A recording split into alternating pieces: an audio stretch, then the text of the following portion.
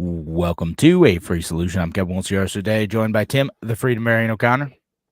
I'm here, Kevin. And look, man, I'm starting to think that the mainstream media hates everyone You're starting to think except that except for themselves. themselves. Okay, yeah, but Yeah. just starting to think that, Tim. This is a new No, development. Like, what did you think no, before? not just starting to think it, but I thought it would be a nice way to introduce my conspiracy mindset for today. I keep forgetting to make the foil hat. Dang it! I know, but Dang it! Every one of time these times, I mean, I made the MK Ultra koozie. Well, my you wife did. made it. I gotta Tinfoil get hat some would go nicely. conspiracy gear. Yeah. Which I do have a conspiracy theory related bit of fake news. Oh, We'll, cool. yeah, so we'll see what it is. And do have a comment already from Patricia on YouTube. Says, doesn't all news seem or feel fake? Yeah. Well, if it does, especially one of the things that I'm going to mention, just Yeah, I mean, I'm with Patricia. Like it's all a psyop. It's all out there. It's literally just there to manipulate us, into craziness. I thought that got defunded, Tim. What's that? I thought that got defunded. Oh, no, slightly defunded. We only lost a couple thousand journalists. That Operation Mockingbird just had to cut back. They have to fund Ukraine and Israel, Kevin. There's only so much that Pentagon can handle. Yeah. So, all right, which we are going to talk about some of that too. Have some updates on the immigration bill and some of the stuff that's tied to, and we'll talk about the politics of it in addition to the substance, because I want to talk about the substance of it. Sure. And then a few other stories that Tim had found that maybe are a little bit more under the radar that we want to talk about too. Yeah, there's some good stuff out there. There's some interesting things. There's a carryover from something I wanted to talk about a couple weeks ago, closer to when it came out. But it'll be a fun conversation for us. Yeah, 100%. So, with that in mind, we're going to get started in just a second. As always, folks listening out there, if you have ideas of things that we should talk about or comments on the stories that we are talking about, make sure you throw out your opinion. We appreciate seeing it, and if it's good, we'll put it out on the air too. Maybe we'll read it sometimes on the radio show, sometimes during the breaks. You know how it goes. All right, we're going to head in 5, 4, 3. Now, an hour of clarity for exhausted people of our nation mired in toxic partisanship. Left versus right, us versus them. While we pay to keep our politicians fighting, how do we, the people, rise up and solve the great challenges of our time? We do it by embracing freedom and liberty. There may be no such thing as a free lunch, but this hour is as close as it gets. Welcome to A Free Solution. Welcome to A Free Solution. I'm Kevin Wilson today, joined by Tim, the Freedom Marion O'Connor. I'm here, Kevin. How are you? Oh, living the dream, Tim. Living the dream. All right. That's all we can do, really. That's all we can do, man. One foot in front of the other. That's right. Just keep going and do what we can to try to live healthy, productive lives, despite government sometimes getting in the way of that. Yeah, sometimes. And I'll be honest, like I hate the government, I hate the virtue signaling, I hate the culture that I hate the identity politics. I'm still grateful. Like at some level, you hear stories about growing up as a Christian in Lebanon, and then you hear stories about, Northern Africa during a famine, and it's like, you know what, like. And even where we're at, even with the identity politics pushed to overload, to mind-numbing argumentation amongst people, America is still okay, bro. It's still okay. It's not a bad place. Overall, very good. I think that both you and I we kind of maintain that, like just a little bit of civic nationalism. I definitely do. Yeah. I'm comfortable criticizing a lot of the things I see and the absolute idiocy of our purported ruling class, our elected servants, our overpaid do-nothings, our overpaid loudmouths. Like, okay. Yeah. But Well, hey, listen, this calls a show to do better, not just complain about like why everything stinks. And there's a lot of stuff out there that stinks. We get it. Yeah. But there's some good stuff happening too. Although that is not necessarily the topic of this show. No.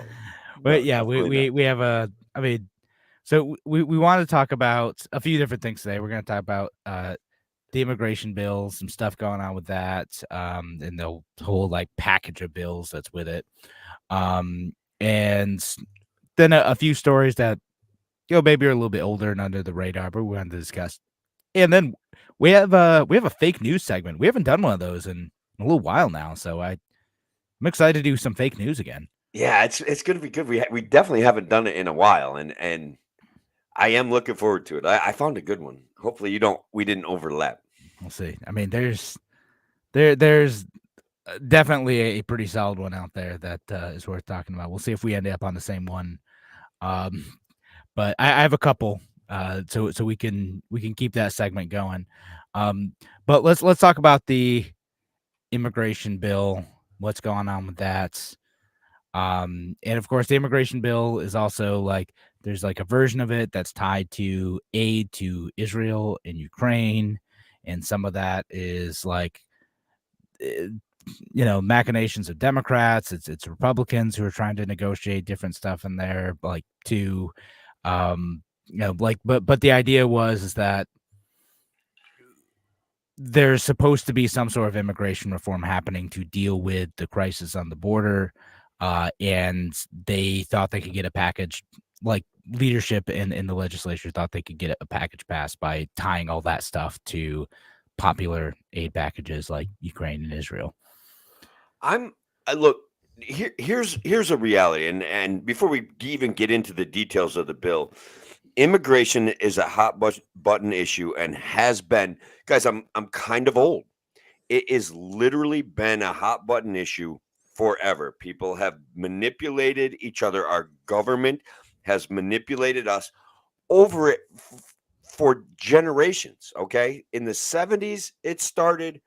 Reagan did a big move in the 80s, and we never came to the final agreements. And so now here we are.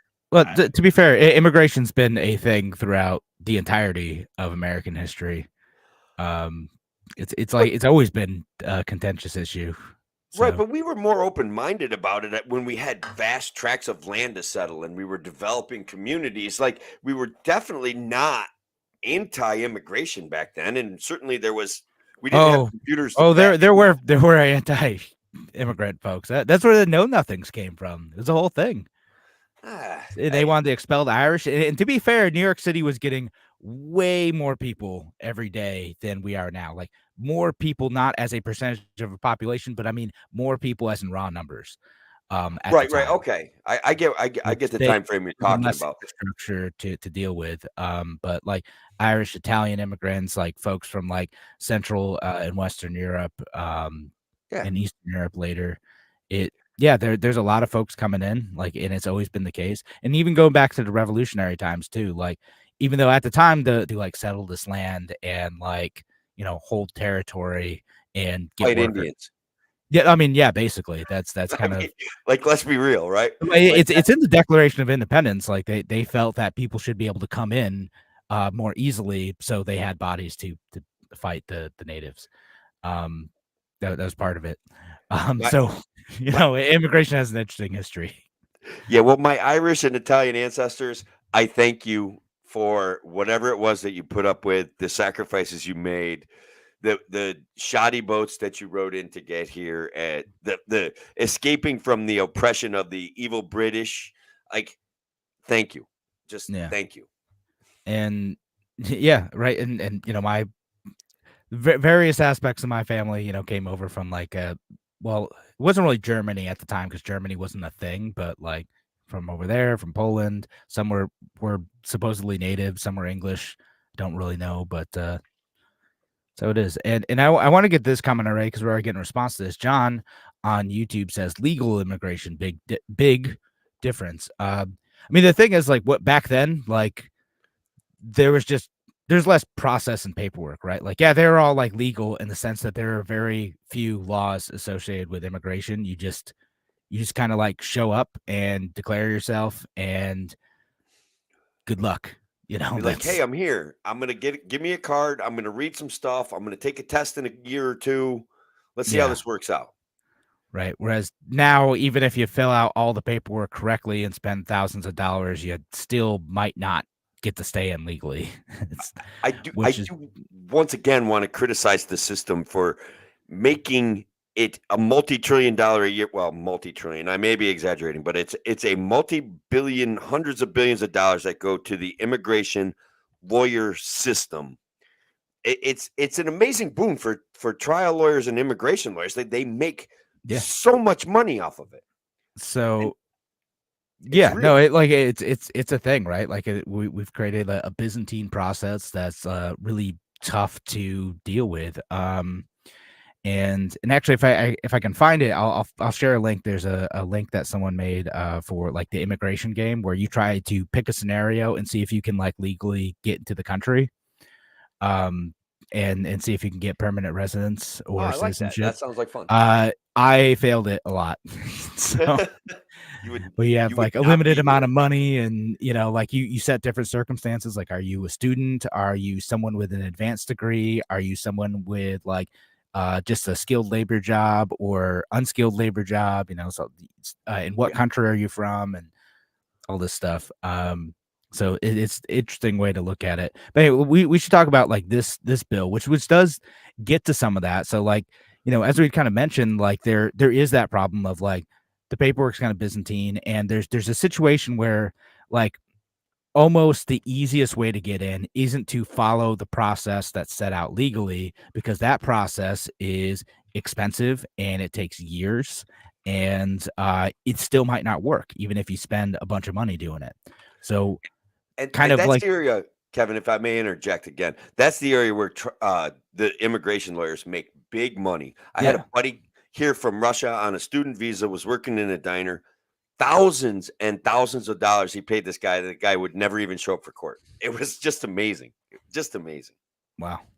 That's nuts. And so like, okay, so because of that though, what ends up happening is that a bunch of people will say, okay, I'm going to go try to get in through the asylum system, right? Because I don't have the money or the time, or I feel unsafe trying to like follow the normal like process of getting a visa for the intention of moving somewhere.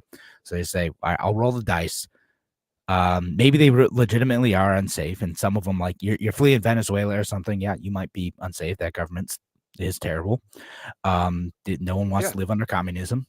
And so you just like, you show up here and you say, okay, I'm seeking asylum, right? And that's where you see like why people are like crossing the border, right? That's why people are like trying to push their way through razor wire fences, because they're like, well, this is my best shot. Because as you mentioned at the beginning of this show, America is still a pretty great place. That's why people want to come here, right? Like people know it's a good place. There's a lot of problems, but we still have the most freedom. Or at least a lot of freedom relative to other people. So people try to come here, right? And then, okay, you're able to do that because, you know, we have processes for accepting refugees and asylum seekers. And then, you know, you get put into the system. Okay. So what do you do with those folks in the system? You can either hold them until their trial date, which means like holding people in camps, essentially. Which that was all the stuff that when you saw kids in cages under Trump, that's what that was. Or you can say, okay, we're going to release you, and then you can show up at this date and we'll determine if we accept your asylum status. Right. Correct. And so that's how you end up with people who are like here on asylum status, who are just like kind of hanging out, and then they get bused in New York City and like all that stuff. Like that's kind of why that's happening. Yeah, and look, they can't get jobs. It's a weird kind of quasi status. It's to me, some of the statuses conferred upon legal immigrants, especially asylum seekers, which are legal immigrants. There's a bizarre thing. They can't get jobs. They can't go to work. And for better or worse, Kathy Hochul's like, well, we're going to open up some unfilled state jobs to those folks. Okay, that's We just worse, but okay, yeah. great. Well, I mean, like to me, like it's like things like lifeguards, or like clerks and things like that. And to me, it's like, oh, okay, yeah. I mean, I guess like basically they're allowed to apply, and the state will like employ them if they are qualified, right? Um, Yeah, which to me is fine, but like it would be better if the federal government took it a step further and it's just like, yeah, if you're allowed to work as much as you want until your hearing, right? If you go to your hearing and like you're getting deported, okay, yeah, like you can't legally work anymore, and that's a whole other set of issues. But yeah, you should be able to work doing whatever you want, yeah. until like your status is determined. I don't see a reason why we shouldn't do that. Because there's a lot of jobs where like if someone's willing to hire you and you're willing to work, then why not? Why should the government get in the way of that?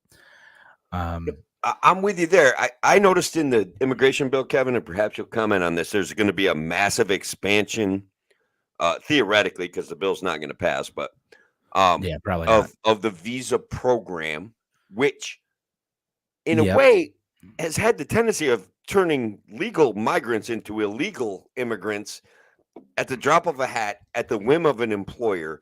And to me, it's always been like somehow should be fixed to be more equitable to the people that immigrate here on a visa. Yeah, I mean, I agree. Like, I mean, because sometimes, yeah, if you like lose your job or your job stinks and you just want a new one, like it can be a nightmare to Yeah. like try to adjust to that situation. Or if you just get fired because your company laid you off or whatever, right? Like you should have there should be more flexibility in being able to adjust to that. And it's 50,000 additional employment and family-based visas per year for 5 years. It's going to up that up. There's also the what they're calling documented dreamers. Put that in quotes. It's like the dreamers who are like the children of immigrants who are here. Dreamers usually refers to like children of illegal immigrants. This is people who are here on visas and then had kids, and then those kids are kind of on like you know they're on a family basis but aren't permanent residents. So it creates an easier path supposedly to allow them to stay in the country after they turn 21. Right. So that's an interesting one. There's also one where all the Afghanistan refugees who came over, they're going to do something more permanent with them and try to do create additional ways to vet people who are still seeking refugee status from Afghanistan. So the people who work with U.S. government and contractors in Afghanistan. Which generally I think that's good. And then they're going to make it harder for asylum. Is the other change the other big change of this, which is basically like what the situation we had talked about earlier. They're trying to expedite claims, which may or may not work out. Like maybe it's a good thing and people get their yes or no answer soon. Immigration groups are kind of worried like maybe they'll just like kick everyone out, and I'm sure there's some folks who are against immigration who are going to say, yeah, that seems like a good thing. But for other folks, like, yeah, my worry is what ends up happening is that these folks will get here, they'll get a no, and they're going to get more people who are just going to be like, well, forget it, I'm not going through the system at all then. That's what I think will happen, because we see that in black markets all the time. We see that with guns, we see it with drugs, and like you make it too difficult, like some people are still going to find a way, right? And then it becomes harder to distinguish the people who are doing that because they're desperate to get out of a situation and the people who are doing that because they're trying to avoid the law for other reasons, because they're actually hurting people or stealing or selling drugs or whatever. Yeah, and look, I think a broken immigration system, when we have plenty of legal ways to migrate here, definitely lends itself to participation in black markets, especially if they can't get jobs, Kevin. Yeah, Like, exactly. Right.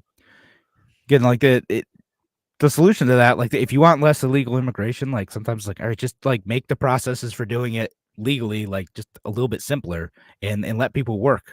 They make it a little bit simpler for that. And then one other thing I want to mention about this bill, which is that the president can also shut down the border, right? When numbers overwhelm the system. So if they get 5,000 encounters over a week or 8,500 encounters in a single day, then the Department of Homeland Security, the president can shut down the border and then just basically like get a special expulsion power to just like kind of kick everyone out quickly. Which is interesting. And then this is why a lot of Republicans are saying this is an open borders bill, which to me, on the more pro-immigrant side, I'm like, this is not at all open borders. Like, it's not like it throws a bunch of money at trying to enforce the Customs and Border Patrol. It throws a bunch of money at trying to get more judges in to process immigration claims quicker. And it doesn't really like increase immigration all that much. Like 50,000 sounds like a lot, but like over the United States over a course of a year is really not a ton. Right. So to me, I'm like, I don't know. It seems like almost a conservative bill to me. Open borders seems a bit of a stretch. I've got like this notion of incentivizing immigration is not really a benefit. Criminalizing people that are here legally, like with the visa program, is also wrong. Like we're getting the whole system wrong. Then we're trading in xenophobia and trading in like false narratives to play identity politics. Like everything we do about immigration is freaking wrong. Like that's the problem. That's they're not fixing any of that, right? They're dealing with the system the way that they have it and making it worse. They're continuing with what looks to be an incentivized immigration plan, bringing people here that can't work. It doesn't make sense, Kevin. Doesn't make sense. No, it doesn't. And Tim, it's interesting because like you and I have talked about like whether or not politicians refuse to fix this system because there is incentive for this to remain broken for Democrats and Republicans to raise money off of it too, right? Like there's no incentive to fix this because then they can't talk about something. And I've seen a bit more of that. Like there's just, rumors about like Mitch McConnell and this Speaker of the House, Mike Johnson, like them, well, maybe we don't want to fix this because then it remains an issue for Trump. And Democrats do the same thing, right? They say like, well, absolutely. Right. Like, well, if we can't like virtue signal, if we can't say like we love and respect immigrants and we have the Trump who hates immigrants and we're going to take him down, like you have an opportunity to do something about it. I don't like fully agree with this, but you have an opportunity to like make a bit of progress here for both Republicans and Democrats, a compromise. Like, again, I don't like spending more money. It's not exactly what I would do, but like from like a what they say they want to do, what Republicans and Democrats say they want to do perspective, like it seems weird that this bill is gonna die. Well, it in part is gonna die because they tied funding, like they're lazy, right? Right. And irresponsible. The funding, which we should talk about, but you know what? I just realized we're running out of time for this segment, so we're gonna have to talk about it next segment. Thanks again for joining us here on A Free Solution. We're going to be back in just a few minutes. Talk to you soon.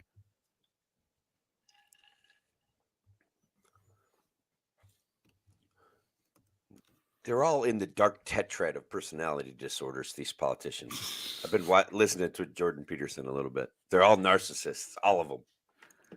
It might be.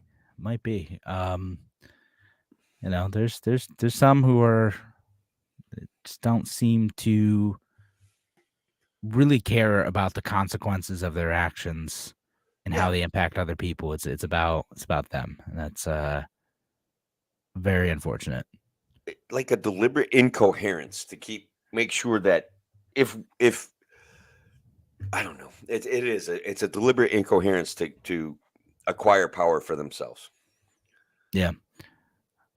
So but listen, it is funny. I've been seeing like a lot more Democrats specifically have been pushing that lately, of the like, oh, the Republicans are now refusing to do anything about this for cynical reasons. I'm like, yeah, you're probably right, but also the Democratic Party is not any better on this. They're really not.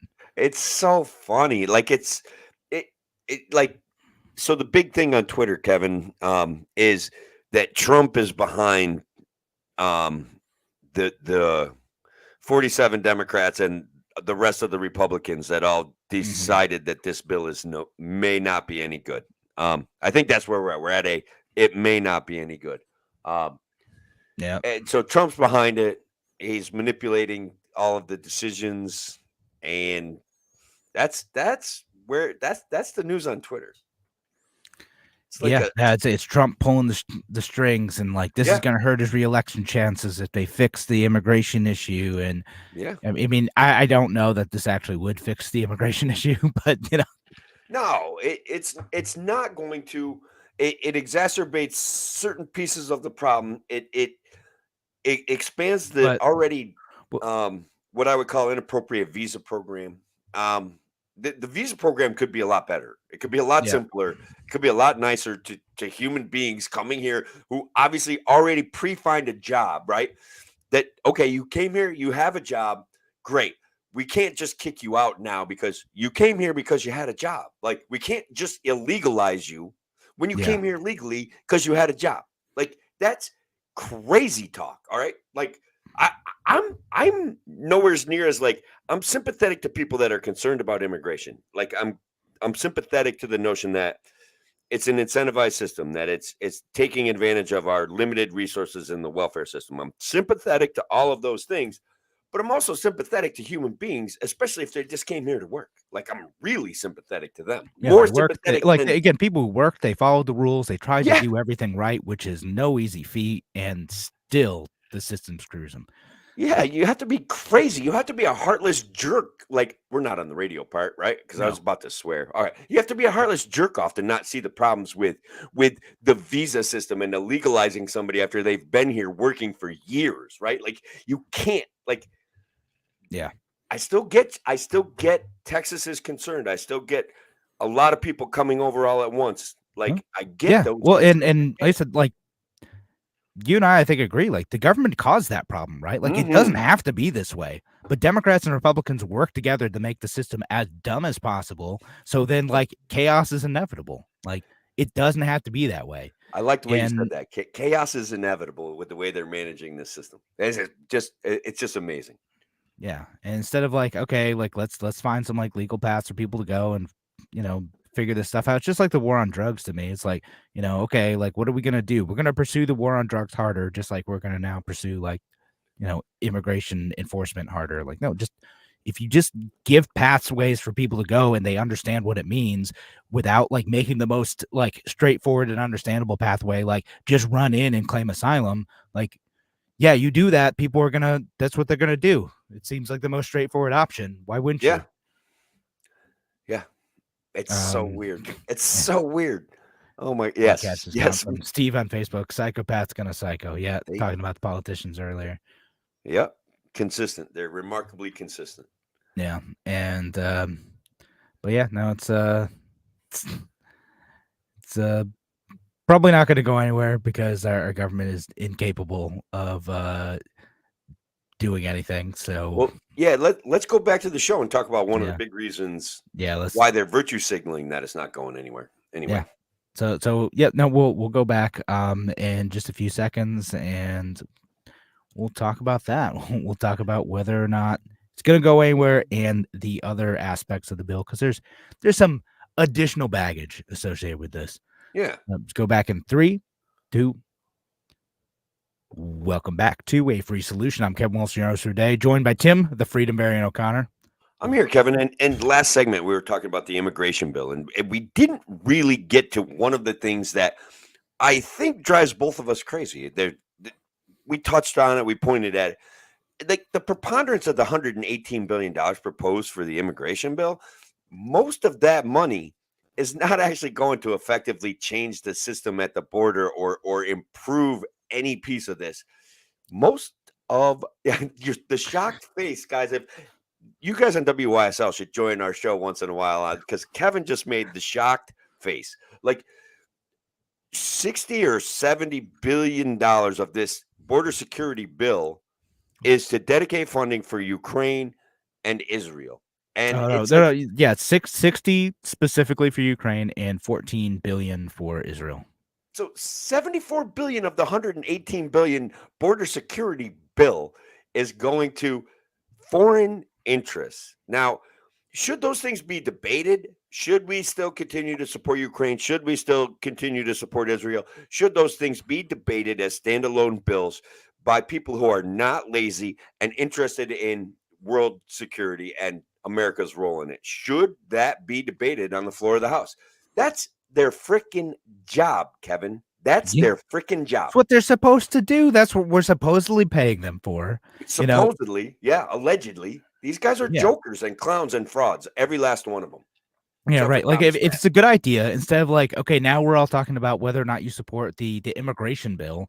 Yes, no on that. Like, okay, what about this other $74 billion? Like that is worth having its own discussion, right? Like Yeah, again, like whether you're for or against that, whether you think it's worth funding Ukraine at that level or Israel at that level, which like to be fair to them too, like to the folks over in Ukraine and Israel, maybe less Israel, but definitely Ukraine, like they need the plan. They need a yes or no on that too. Like, okay, like so let's debate it. We'll do it. And you know, I get it, right? Like, so that puts everyone in a difficult position. It makes our country look like morons, yeah, because we're tying it to this other thing, and we don't have an actual debate on this bill because this is what we always do. We just pack these things together into stupid omnibus packages because we do that with the entirety of the budget as well.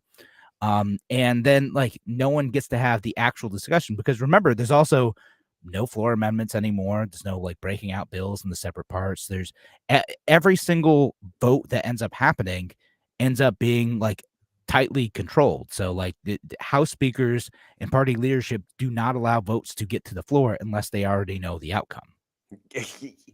yeah, yeah. So look, I had this thought. Our friend John on from YouTube. Follow the money. Corporate donors want cheap labor, and the homeless is inconsequential to them. I'm going to go with. I saw follow the money, and that's what grabbed me. I feel as though every bill like this is a like negotiation for campaign donations. That's how cynical I've gotten, Kevin. Yeah. Is that I am? Well, yeah. Well, I know that's how it is. Like, you know, I understand that. I think that's fair. You know, there's also like an element of like, we're trying to do the right thing here, and you know, again, I think most people are trying to do that, but like, still, like, there's no reason to combine all these things into one. It's you Yeah. know, and it goes into that like beyond incompetence. It's just like there's no reason to do it. Like it's cynical to try to tie these together in the hope that like you'll get it because like Republicans won't vote against aid to Israel, right? Yeah. That's because that's why they're doing that. Oh, we'll tie this together so like they have to vote for this bill on aid to Israel. No, just split it out. Like let's discuss that. Does Israel actually need our aid in this situation? You know, Right. Do they? And look, we've beaten this dead horse. We've got other exciting issues to talk about. It's not a dead horse. It's perennially a subject you and I will be talking about for show upon show. So where should we head next, Kevin? The closing of the pharmacies all over the country? yeah, we could do that. All right. So basically, I ran across an issue whereby a number of CVS stores, Walgreens, and Rite Aids are closing. They're closing thousands and thousands and thousands of stores. The competition has gotten tougher. Amazon has stepped into this marketplace. Walmart has stepped into this marketplace. But what we now have is Anaya Presley, the House representative for the Boston area, the 7th district in Massachusetts, is freaking out because a Walgreens is closing in one of the Rockford neighborhood, an area where she represents. And Mhm. I want to talk about the economic realities of what is going on with pharmacies and whether her virtue is misplaced. And let me quote her just so you get a full taste of where she's coming from. Baby formula, diapers, asthma inhalers, life-saving medications, and jobs. When a pharmacy leaves a neighborhood, they disrupt the entire community. Walgreens must not abandon Roxbury and work with us to address the impact of the closure of their Warren Street location. So Walgreens is closing 2 locations in one of the areas where she represents, and she wants it to be about Walgreens is racist, Kevin. Yeah, I've seen that like happen in other places too, because it happened when like a Walmart closed in Chicago too, basically the same accusation. And they're like, oh, like they must be closing because they don't want to serve these communities. And it happens in Rochester too. There's accusations of like Wegmans used to have like more locations like kind of in the city. And they currently only have 1 location in the city on East Ave, and people are like, oh, Wegmans must be racist. Right.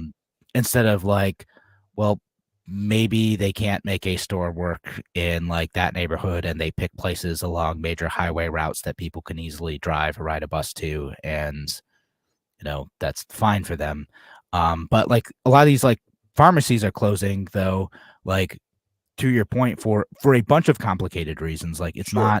not just too many black people are benefiting from our pharmacy. We've got to just close the doors because we don't like that, right? But Yeah. it's, I said, competition. It's people can go to Walmart and they buy the groceries and they buy the stuff they would buy at a pharmacy and it's all there, or they can order off of Amazon, which is like usually what I do too. Like if I need something I'd get from a pharmacy in a lot of cases, like unless I need something like right now, then I'll run to the CVS down the road. But if not, I'll order it on Amazon and I'll get it the next day. Right. And it's probably going to be cheaper and I don't have to go out. Look, I've got a way to blame the government response to COVID. Do you want to hear it? Yeah, I was waiting for it. Like, all right, let's talk about how the government is causing this. So look, when I used to go to my Walgreens more regularly to pick up my prescriptions, I was very comfortable walking inside, but picking up a few things that I needed at a substantially higher cost than I could get them at a Walmart or even my local grocery store. Okay, so I'd go in, I'd pick up a prescription, and perhaps pick up some overpriced milk, an overpriced bag of pretzels, and some overpriced skincare product. Okay, as a response to the inflationary environment created by both Donald J. Trump and Joe Biden and the modern monetary theory used it in response to COVID, I don't have the money to participate in buying the extra goods that I might buy at a Walgreens or a Rite Aid. I go in for my prescriptions now, and that's it. As a matter of fact, I take advantage of the drive-thru. I don't even go inside hardly at all anymore, because I have to budget my money differently than what was available to me pre-COVID, pre-lockdown, pre-inflation bubble. Does that make sense? Yeah, I mean, Does that work? Can we all blame the government for that? Tim, we could always blame the government. That's I mean, we'll shoehorn in a way. I mean, and then there are other ways to think about it too. It's just like when like the lockdowns happened and everything too, people were just like not buying as much stuff because they didn't want to like hang around in the area. Either people wanted to do that, like get the delivery of everything too, and that didn't help. So there's a few things that the government was kind of involved in that. And and then it's also like other stuff too. It's not necessarily the government's fault. I mean, I'm sure we could shoehorn it in there too, but like a lot of these pharmacies do have theft issues. It's just that they seem to have gotten hit. For whatever reason, like people seen them as like softer targets than like the bigger box stores, although there's still theft rings that impact those too. Sure. And theft is an issue, right? In depressed neighborhoods, in economically strapped neighborhoods. So right. And so it's hard to maintain a store in those places, right? Like if you like, and that was a thing in Rochester, right? So like there's an article I'm looking at from last May. And it was the Rite Aid on Portland Ave is closing in May, and like one of people talked about like, well, a lot of the shelves were empty, everything was locked up when they came in, and shoplifters would take stuff, right? Like yeah, so that's what it is. Like when stuff would get damaged, and it was just like an unpleasant place to shop because you had to ask to unlock everything, and the stuff that wasn't unlocked would get stolen. Like, yeah, it's so like, and it's hard to maintain like profitability when that's what's always happening to your store. People are always taking stuff and you have to like add extra steps to buy goods. Like, yeah, it's not a recipe for success. I was working in Connecticut, Kevin, and I went to a Walmart. Like, they have the underwear locked up, bro. Like, I'd never seen that before in rural America. Like, this is just outside of a densely populated urban area. They had the underwear locked up. I had to find a sales associate to buy 6 new pairs of underwear. It was amazing to me. And I was doing some shopping at a local Home Depot, and I'm like, hey, you guys got any of these an expensive drill bit, let's call it. It's like a $60, $70 drill bit. And the lady types it in. She's like, it says we got 11, but odds are we don't have any. Like, I'm like, okay. My last trip to Connecticut, I went to that same Home Depot, and the entire circumstances have changed. They have security guards at the door. They have a recording device in the middle of the parking lot with massive lights. It's about, I don't know, the lights go up about 20 feet. They've got cameras coming out of this thing all over the place. Like, they have had to take a stand against they had to take a massive stand against the theft that was going on at this Home Depot. Yeah. Sorry, and I broke your train of thought, like trying to find this clip from South Park, which is like the underpants gnomes. It says phase 1, collect underpants. Phase 2, ? Phase 3, profit. So perfect. That's why they're locking it up, man. That's gotta stop the underpants gnomes. So, anyways, like, theft is a real thing, and so if, let's just say, how much theft can the Walgreens in, I think it's Rockford, Massachusetts, pass on to Oneonta, New York's Walgreens? Like, at what point will everyone stop shopping at the Oneonta Walgreens because the cost basis for all Walgreens has become too high? They have to counteract loss, period, somehow. And closing the store is a realistic way to do it. And that's a reality. Yeah, and that stinks, right? And again, there's a lot of like failures on the government's part for that too. Like, in addition to like the government, those communities, and again, like it's Rochester's no stranger to that. Like, and we have to have two pharmacies in the city close. Like, it's been an issue, and it stinks if you live in that neighborhood and you're just like, man, I'm just trying to get my prescriptions and I want to be able to like go there in 3 minutes instead of having to drive out to like a Walmart or Wegmans or whatever, right? Like, I get it, and that stinks that like the people in those neighborhoods suffer because like a handful of jerks can't like do the right thing and not steal stuff, or again, sometimes it's not in their control either. Like, it's not totally fair to blame them. It's also like people just go to Amazon or whatever, or go to other places. It's just changing businesses, and it's not like my guess is that like there's going to be new and interesting ways for people to be able to get prescription drugs. Like, there's more and more ways in which people can get it through the mail. Like, the market's going to respond.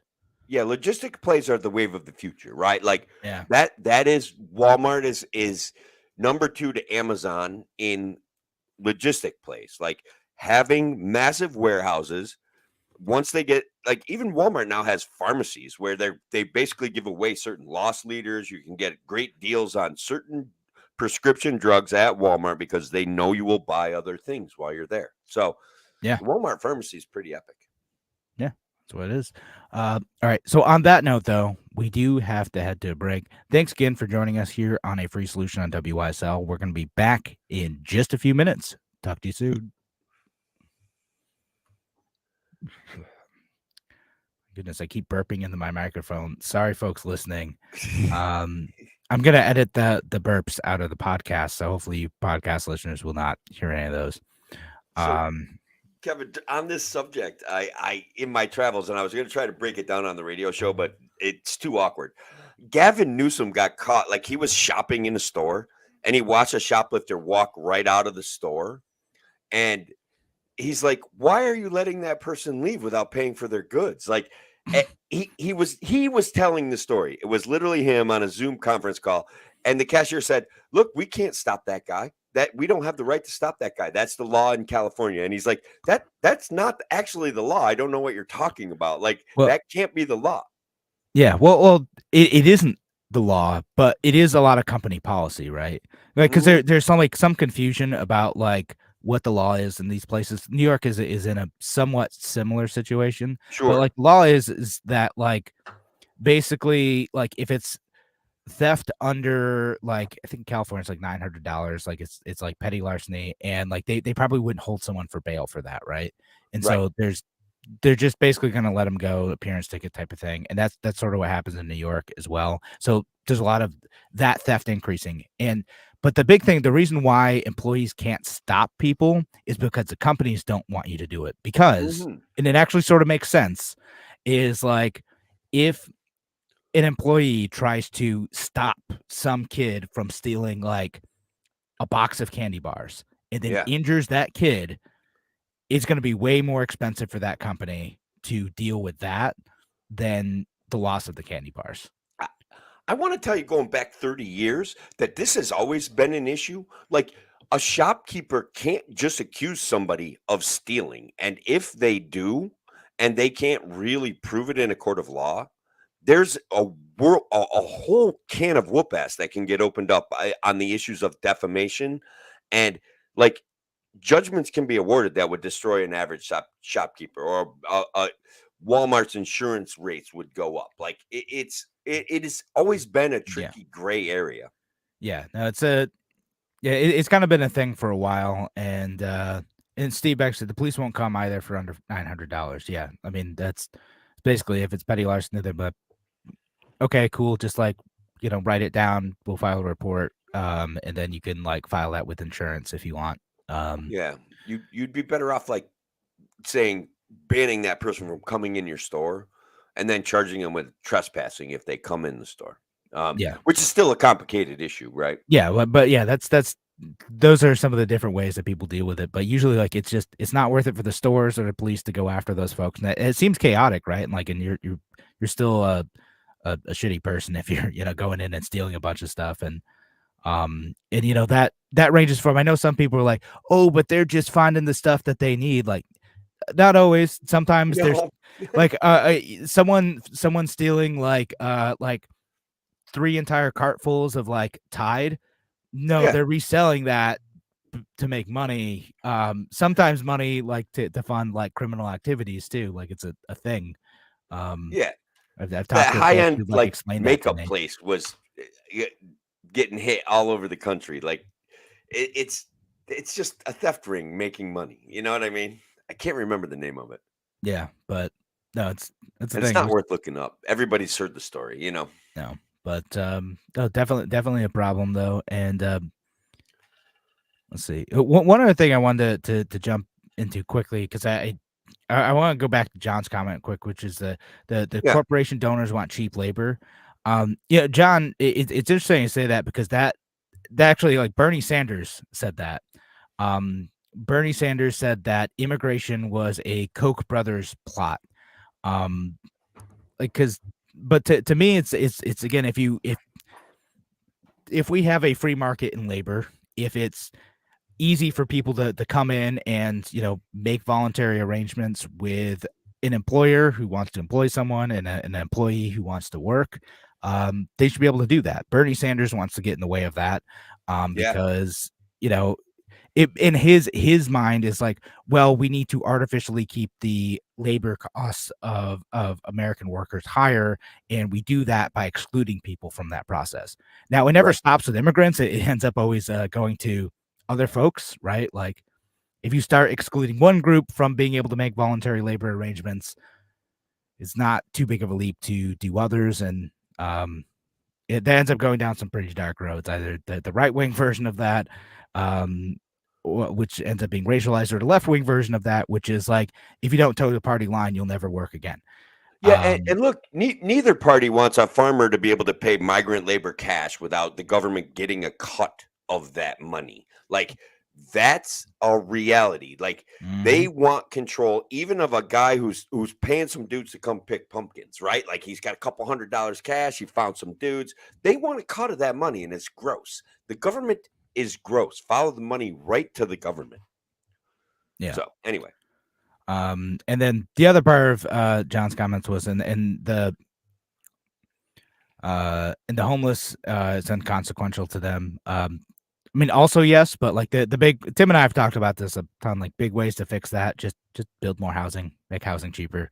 There'll be just have an abundance of like housing, and and that too, you know. And just there's opportunities out there to get people in homes, and a lot of times it's the government getting in the way. And I know it sounds convoluted, but like, okay, if we just let people build housing, and yes, some developers are going to profit off of that, but eventually rents will go down, and some people who couldn't afford homes can now get an apartment. Like that's how it's going to work. It's several steps removed, and it's not the government directly helping people, and that blows progressives' minds. But like, if you just let the market work and you let resources go to where they need to go, people will get helped, and someone will profit when this happens too. But that's okay.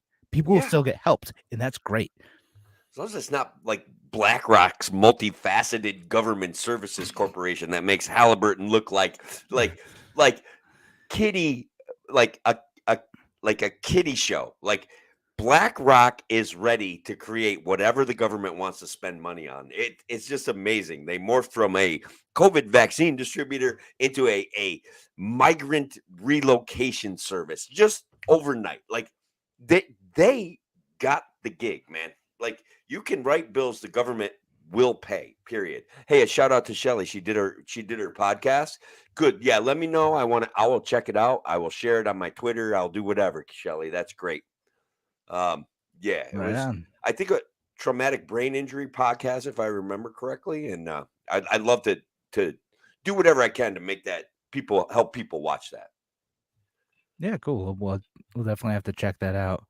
But anyway, I am going to drop an article that I think will be interesting. I want to get into it. BlackRock doesn't own that much of the housing stock. It's really not that much, except for in certain cities. I think we talked about this on another show. Like a big lever in a urban area. So because it's sort of like nationwide. They own like equity firms generally own like 2.5% of like the housing or something like that. It's relatively small. But then there'll be like a city, like I think maybe was it Charlotte or Raleigh or something? It was one of the Carolinas. It was Charlotte. Maybe it was Raleigh, but I think they own like an absurd number of the houses in like that city. And that city kind of did it to themselves a little bit by making it so difficult to buy housing in such a high demand area that it's now suddenly profitable to just buy a house, do nothing, and flip it. And these companies, like they are. They're what's the word I'm looking for? They are they're like fungus, right? They're just gonna go to where like the thing they can eat is, right? Like that's what it is. They're gonna go where they can make money, right? Like and I'm not like necessarily saying that in a disparaging way to this company. It sounds like it, but like they're going to go where the decay is. That's what it is. Yeah, that's what I was going to say. Fungus, just so you know, fungus kind of grows on rotten stuff. I'm just saying. Yeah. But I guess that's the analogy you were looking for. Right? Like, so like when they're with equity firms, their entire goal is to make money.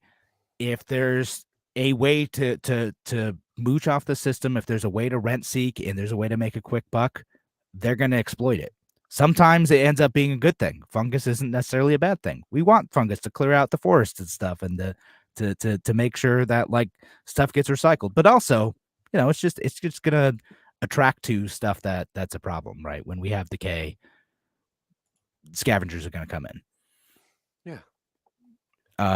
Anyway, we should get back to the main show, and absolutely we'll get to our fake news segment, and so hopefully we can keep this going for an entire segment. But you know what I'm gonna do? I'm gonna see if I can find. Do I have the fake news? Oh, I do.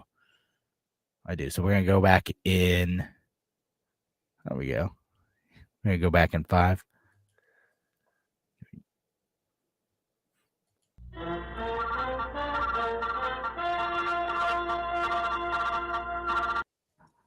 It's fake news Thursday evening. That Thursday doesn't roll either. Fake news Thursday evening on WYSL. Fake news Tuesday evening on our live stream. But we have some, I think, fun fake news items. Yeah, we haven't done it in a while. It's been a little bit. Tim, do you want to go first? I think we got the same one. We'll see if we have the same one. But Tim, do you want to? All right, Kevin, as you probably know, it as a part of our World War II effort, Kevin, and this is going to be weird, right? We used what are called carrier pigeons, messenger pigeons, where soldiers who were going in behind enemy lines would be able to, gather intelligence and write a message back to, throw the pigeon in the air, the pigeon flies back to its home base.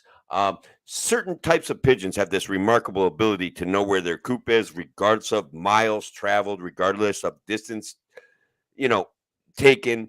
They can get back to their coop as long as they're not away from it for too long and they don't establish a new coop. But check this out.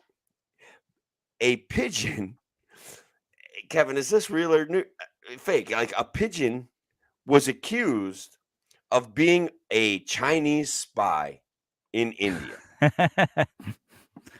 Pigeon was accused of being a Chinese spy in India. I'm gonna say it's real news. Kevin, it is in fact 110% real news. They basically, somebody found a pigeon with a tag attached to its feet that had Chinese writing on it, and they captured the pigeon. They held it in custody for about 8 months. I'm here. The way I'm hearing the story, PETA intervened. Some animal rights group intervened. They realized that it was just a racing pigeon, just a basic somebody. You tag your racing pigeons if you have homing pigeons that you want. They have contests with these things just to keep us ready for war in the future when an EMP goes off and we lose all of our communications. So anyways, it's absolutely a true story. Be thankful. Thankfully, everybody, the pigeon has been released. So it's free to go back to its coop or just go be a wild pigeon and live its best life. So good news, Wow. everybody. Good news.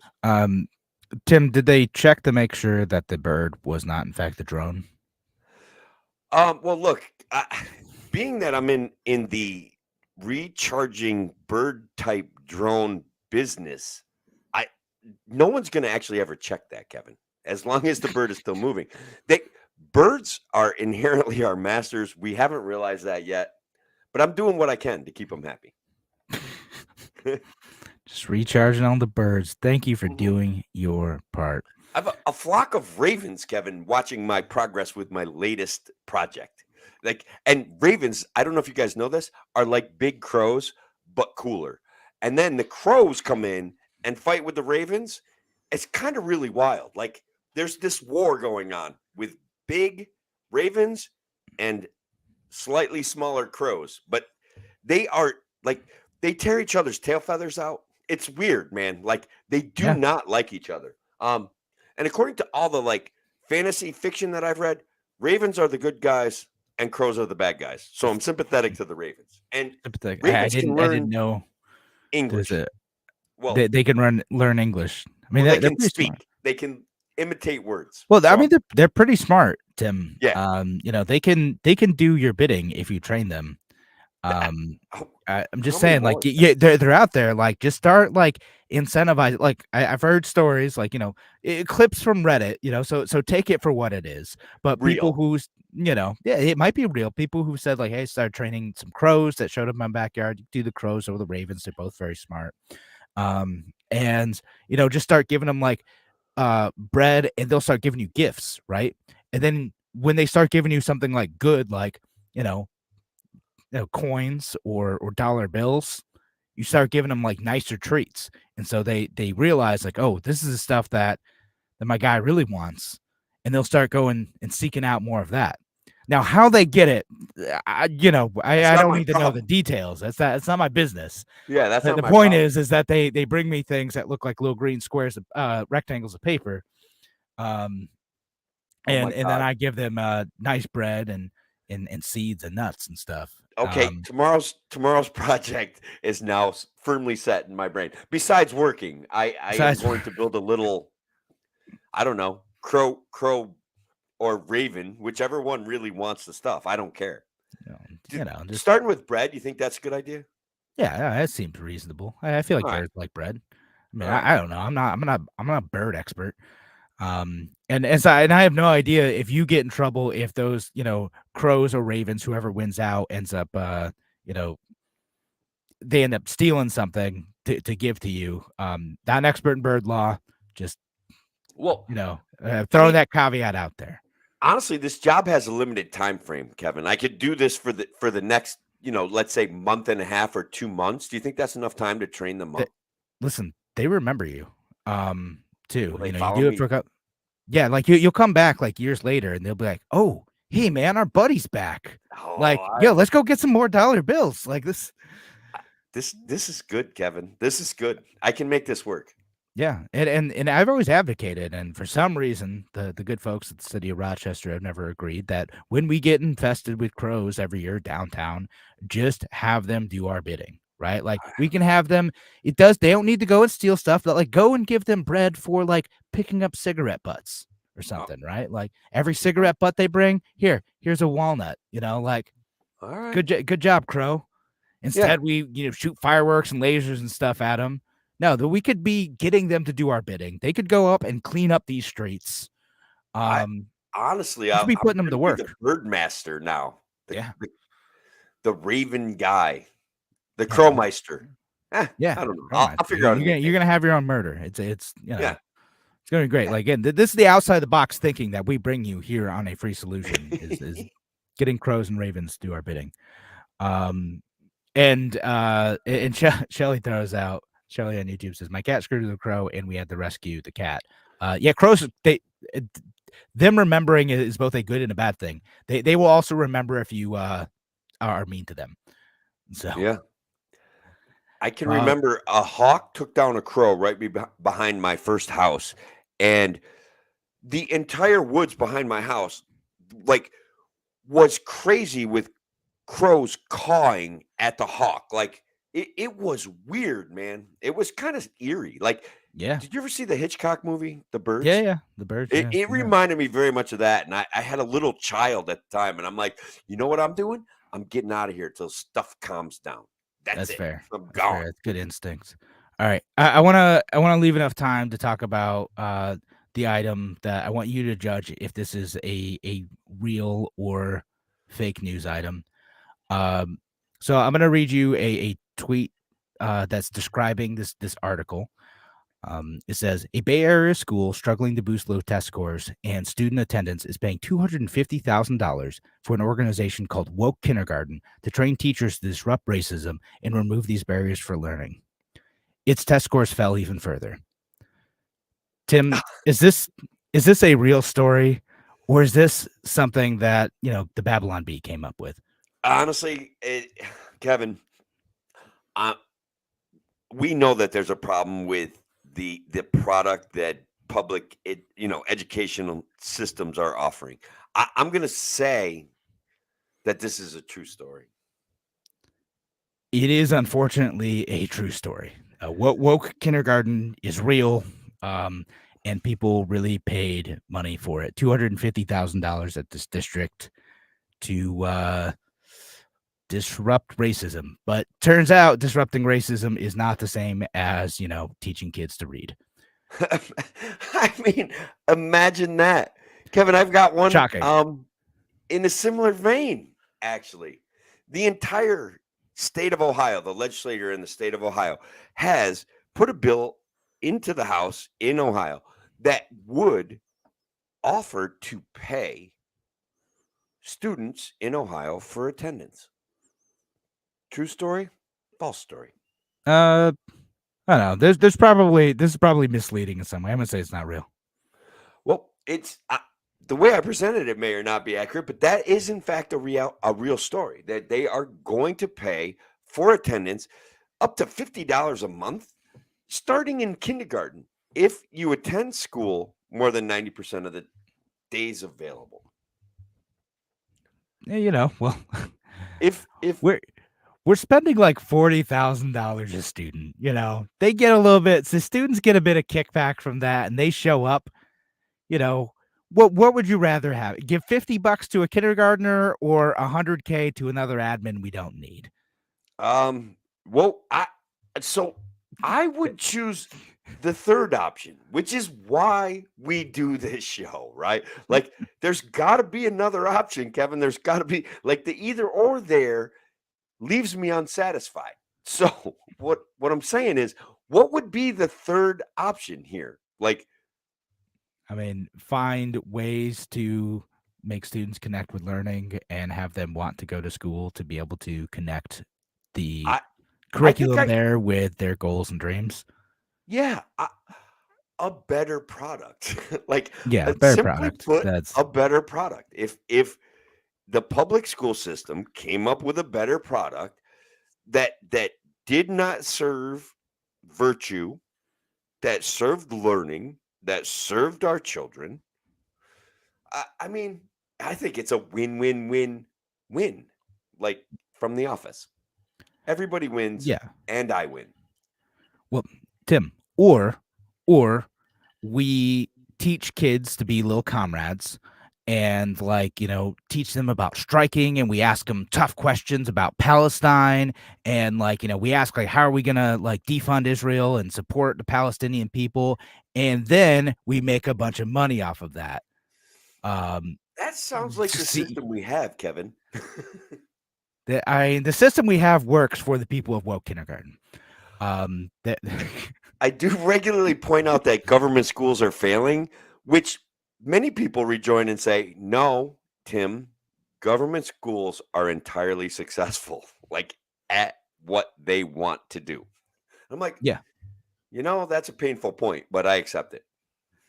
That's, I mean, I think that is fair and accurate in some cases, like that there are certain folks for which this system works.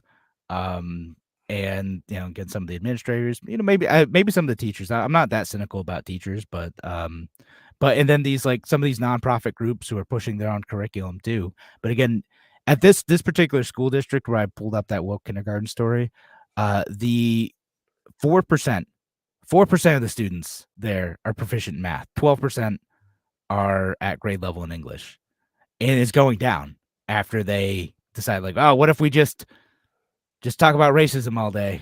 And it's absurd, Kevin. Like, that's absurd. And I wasn't joking. Like the Palestinian conflict question, that's really the verbatim question is, if the United States defunded the Israeli military, how could this money be used to rebuild Palestine? These are discussion questions with first graders that they're throwing out there. That sounds like what I would call indoctrination. That sounds like a political agenda being forced on. Well, it can even be argued that it's indoctrination. It's indoctrination. That's 100% of what it is. And so that's why I wanted to bring up that one too, just because the it's so on the nose. It's like the culmination of every worst thing folks on WYSL are thinking about, what school districts are doing, and it is real. In this case, that's just amazing. Just legit, straight up woke communist propaganda at a school where the poor kids, again, they're struggling to read. They're struggling to have the basic skills they need to be able to advance in life. It's I want it to be really funny, but also it's not funny for the kids and the families there. Right. The teachers don't like it either. The teachers are what are we even doing here? Well, yeah.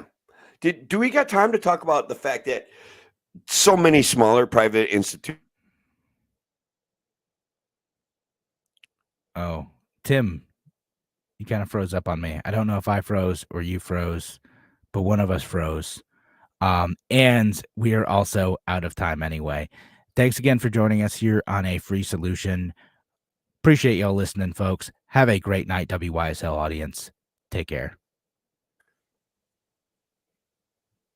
Am I back? Tim, you're back. Tim, Woo. I just ended the show. I heard.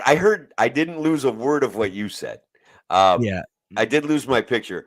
Now I lost my train of thought as to what I was talking about right as we were getting ready to go. Yeah. I Yeah, froze, but bros. am I unfrozen? And he's back. All right. Thank you, Shelly. That's good. Yep. That happens. I bought a new router, Kevin. Remember I bought a modem. No, wait. I bought a router thinking that my modem was going bad, but I'm like, all right, all I need is a router, but I never got the modem. But I bought the modem, yet I have not installed it. Oh, So you should do that. I should that probably wouldn't have happened had I put in the new modem, because the router is like absolutely state of the art. And so now with a new modem, the quality of this broadcast is going to get exponentially better. I think I'll be a better person because my tech junk is more expensive. What do you think about that? I do think that's true. And you know what you could do if you have like, faster, smoother internet, you can bump up the image quality. Like let's go HD. Let's go 4K, Tim. No. Okay, I'm not taking a look 4K. at That's how too old I much. am and the wrinkles. Just that will come HD. through. Come on. Not doing it. Not doing that. We're in standard definition now. I could bump it up to okay, well, I'm going to recommend against that because people have this picture of me in their head that I'm nowhere near as old as I actually am. That's what I'm thinking. Yeah. I mean, if we lower the quality a bit, you think that's going to smooth it out? That's what I'm thinking. Notice. That's what I'm seeing on my end. But Tim, you started saying something before the break. Before you froze up on us. What were you saying? You talked about smaller institutions, and you just. Oh my God! Yeah, small institutions all over the state of New York are failing. They're closing up. They're locking their doors. Cazenovia College, gone. Yeah, 2023. I had friends who went there. Yeah. I think that what they're realizing is that New York State government and the New York State Institutes of Higher Learning have expanded their capacity on the taxpayer dime, and they're massive, and they can no longer compete with what the state is offering. And I think in a way, that's sad, right? The College of St. Rose is closing up. Where some of these smaller universities have an advantage is they can offer vibrant sports and they can specialize in cybersecurity or things of that nature, where state institutions may not be able to meet a private demand. So hopefully they can find a niche and keep it working. Because I know. I went to Wells College, which is a very, very small college along Cayuga Lake in Aurora, New York. My class was, it was like 120 people. It was not a big class of students. Under 1,000 students still at that college.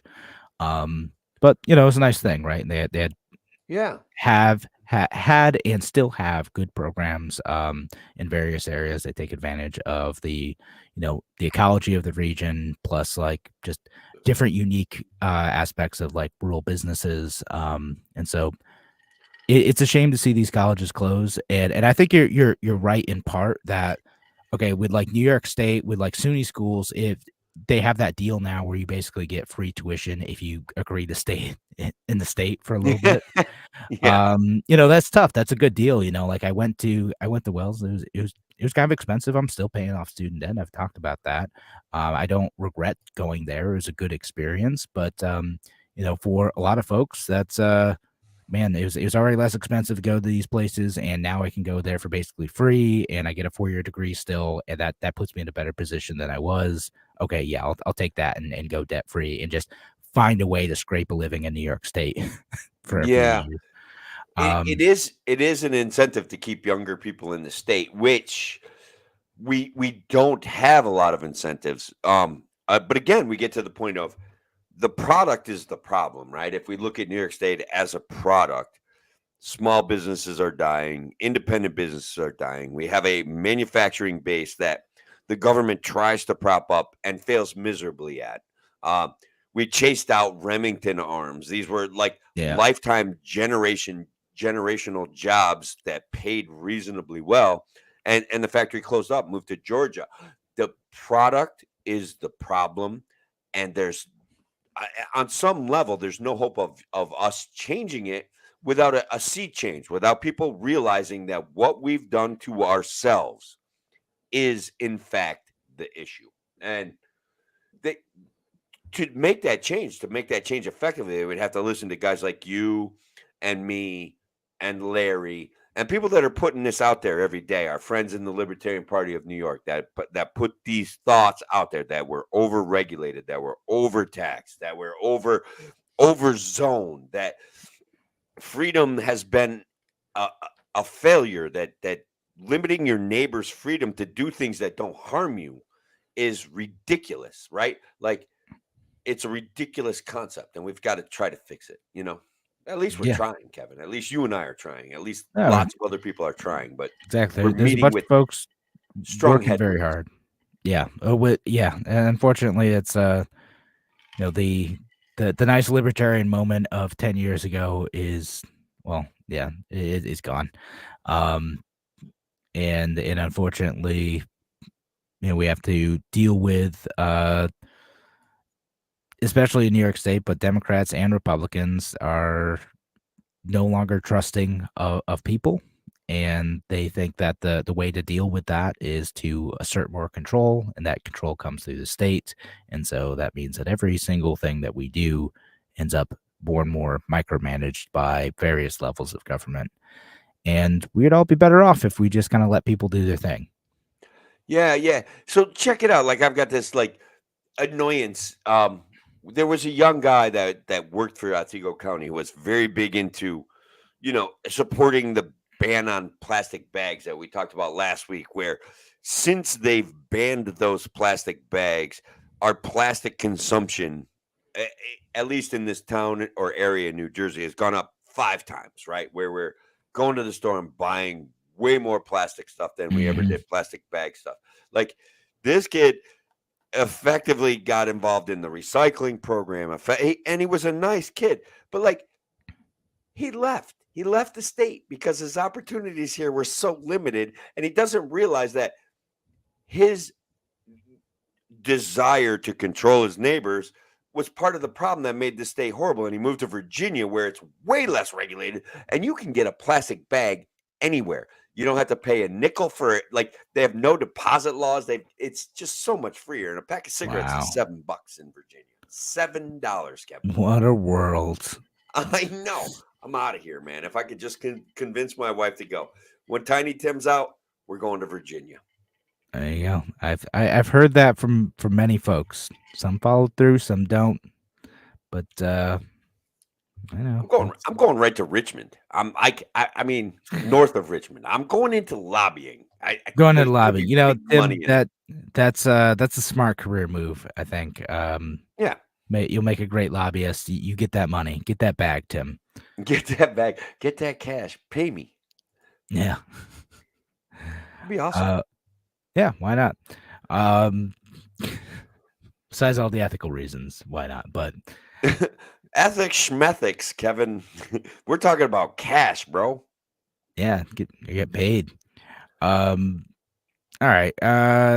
Do we have anything else? I don't even know. I just want to whine like for a minute or two about what I'm seeing as the stated inflation rate and the ignorance that there's been this huge accumulated inflation that is now, like, supposedly, according to Bidenomics, we have the inflation rate back down to a reasonable rate. Like, it's back down to 3%.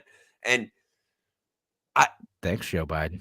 Yeah, well, Krugman is making comments about how Republicans think the economy sucks. And it's like, I get it. Like, that's political, right?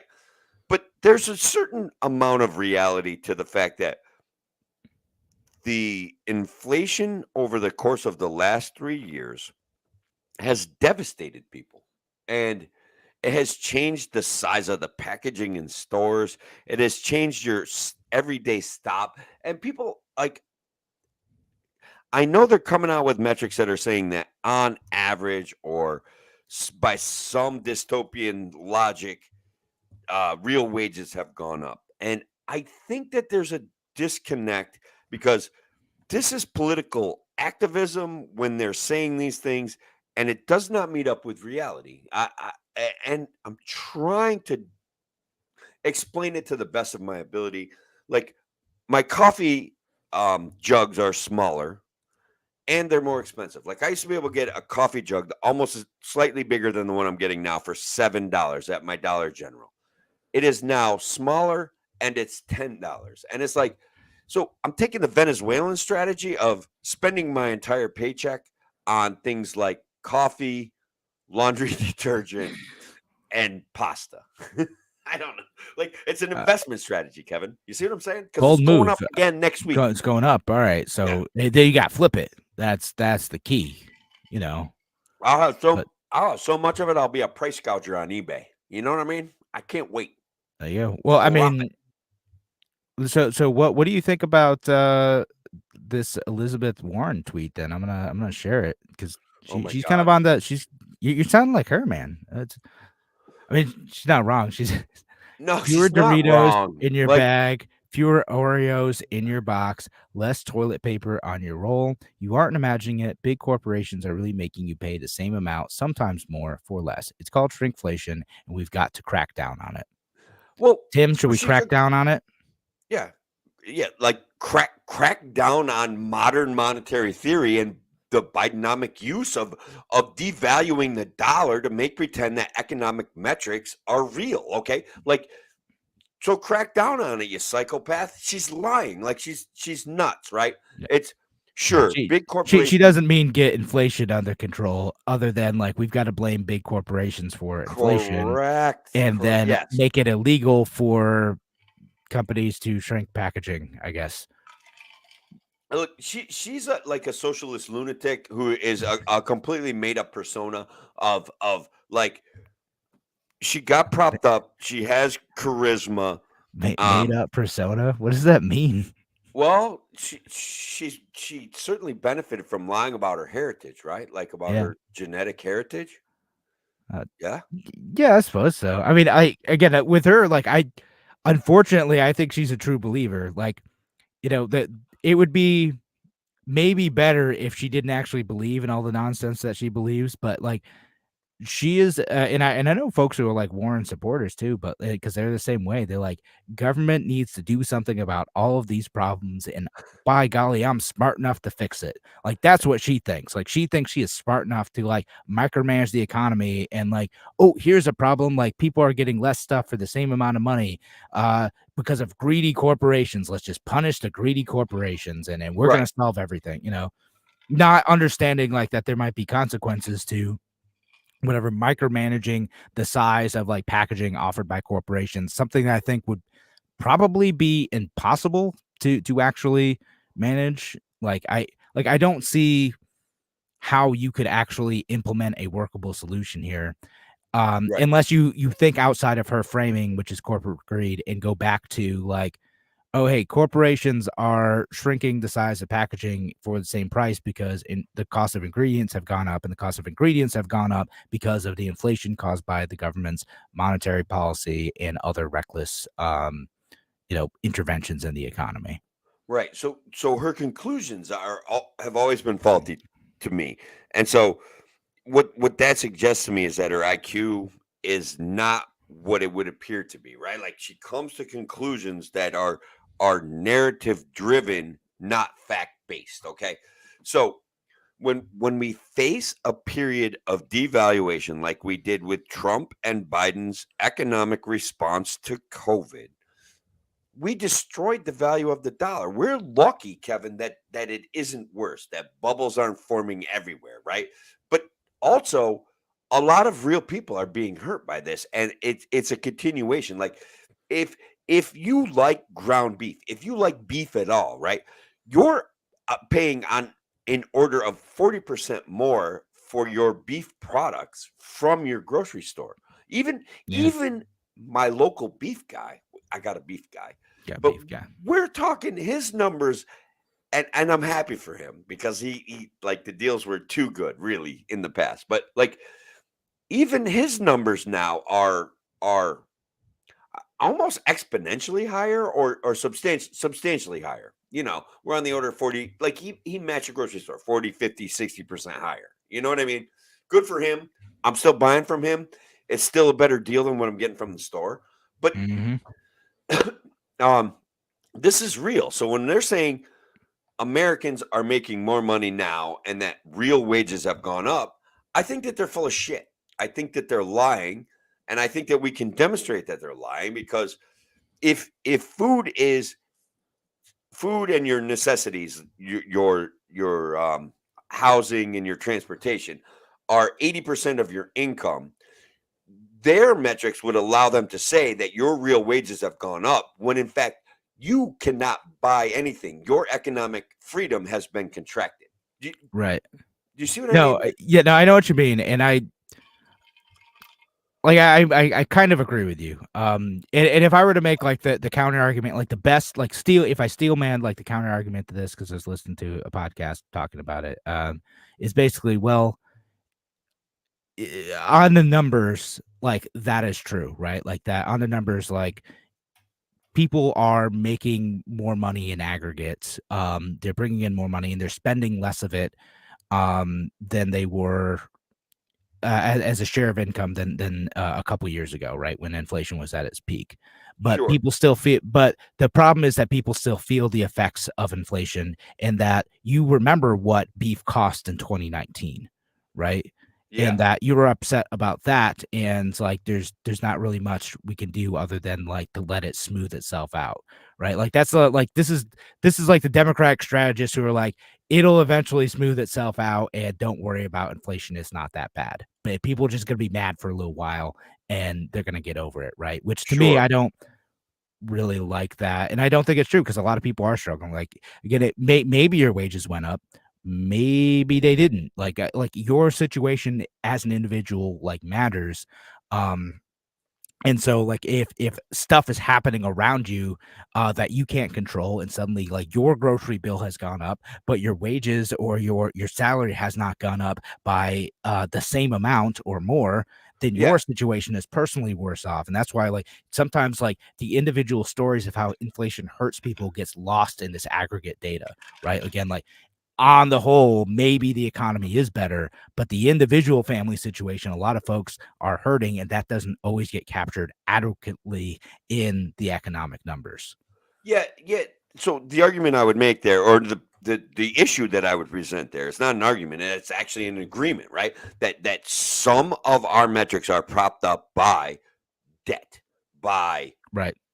consumer driven debt, where now there's hundreds of billions of dollars hidden in buy now, pay later. There's over $1 trillion in credit card debt. Like, Yeah, they I need, did see kind of we're heading debt. for, that's where the bubble is, Kevin, that people are borrowing to consume. I'm trying to remember where I saw it earlier, because to your point, the number of defaults on credit card debt and auto loan debt has gone up in the last couple months, right? Which the auto loan situation, like talk about like a product that was like impacted by inflation during COVID, like the automotive went bonkers for a bit there. And it's like, Right. Well, they're trying. I feel as though there's a macro pressure there to try to get cars and trucks and vehicles, individually owned vehicles, so expensive that we do move to a rent lease kind of option. And yes, tinfoil hat. yes, put on the tinfoil hat, brother. Because All right, so we, it's not just the factors of the economy and the weird stuff with COVID. Like, no, they are they- making this happen. so that they can usher in a CBDC, Kevin. That's all I'm saying. You You lost me at CBD. What? Yeah, We're all going to take central CBD. bank Yes. digital currency. Okay. That's the drive here, CBDC. Kevin. And you will own nothing and pretend to be happy, and that's the way it's going to be. I don't know, man. I'm gonna ride my e-bike and eat the bugs, and like I'm gonna have a good time. Like, Oh Jesus! Oh, ah! Ah! So, anyways, I don't know what to say about that. I had more, but probably we should save it for next show. all right, we can save for next show. We're so someone needs to send Tim like a bag of crickets or something. That's Tim. You're gonna get used to eating the bugs, man. I am luckily heading into the twilight zone, the end of my life. I will not be stuck with the stupid decisions you kids are making right now. But yeah, I don't know. I don't know. We'll see. We'll have to have another show talking about like car stuff specifically. Yeah. I want to like get into that. Actually, I should add a we can cover caveat. them in chocolate. Dark Closet of Mind on YouTube says chocolate covered grasshoppers. Yeah, yum. Unless my carnivore diet pays off and I live to be like 100 and start getting wildly healthy, I will not have to live with the decisions you kids are making. It's a caveat. Yeah. So we'll keep that in mind. Good luck with Tim's that. not going to have to worry about any of this stuff. I might have to worry about it. My kids might have to worry about it. Tim's just all of our kids, Yeah. they're going to have to worry about it. They're going to be eating chocolate covered grasshoppers and pretending they like it, training up like murders of crows to like steal. I don't know, what would they steal if there's a central like bank digital currency? How are they gonna go find cash and gold coins on our behalf if like it's all digital? Gold. The demand for gold might survive a CBDC. Yeah, I mean, like it definitely feels more unethical if someone brings like a crow brings me a credit card with someone's name on it. Like I can't just be like, oh, you just found this dollar on the ground. I can't be like, oh no, this is a credit card. No, this is I can't use the this. walnut. Like they thank you, Crow, but like no, don't bring me credit cards. All right. I'm liking what I'm hearing here. Guys, I'm going to report back on my whole crow raven experiment to see if I can get some gifts. Honestly, I feel as though they should pay me for installing the solar panels that they're going to use as a recharging station and a thermal lift. But 100%, perhaps they need more direct encouragement. You got a good symbiotic relationship going with the crows there already. Like, just build on that. It's gonna be good. I definitely feel like the ravens are talking to me. There you go. That is the start of a conversation, Tim. Yeah. All right. Anyway, folks, have a great night. Take care.